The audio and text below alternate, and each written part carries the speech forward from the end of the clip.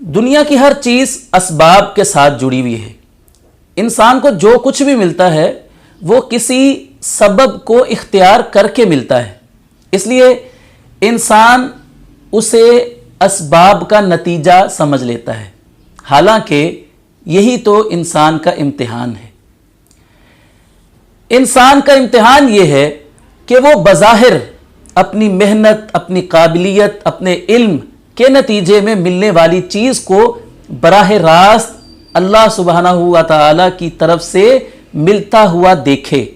عقیدہ، نظریہ اور سوچ انسان کی یہ ہونی چاہیے کہ وہ اپنی طرف سے اسباب تو اختیار کرتا ہے، لیکن ان اسباب میں اصل میں رنگ بھرنے والی ذات اللہ سبحانہ و تعالی کی ہے۔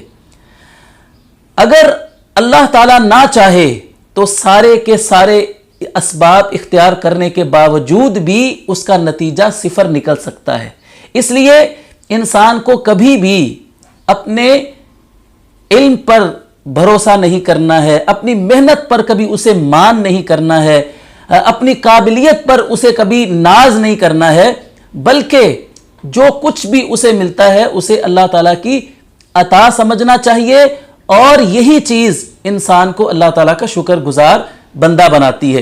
اس کے مقابلے میں اگر انسان اپنی محنت پر، اپنی قابلیت پر، اپنی ذہانت پر، اپنے علم پر ناز کرتا ہے، ایسا شخص کبھی بھی اللہ کا شکر گزار بندہ نہیں بن سکتا، بلکہ وہ تو گھمنڈ اور فخر اور غرور کے اندر مبتلا ہو جاتا ہے۔ وہ سمجھتا ہے کہ مجھے جو کچھ بھی مل رہا ہے وہ میری اپنی قابلیت، اپنے علم اور اپنی محنت کی وجہ سے مل رہا ہے۔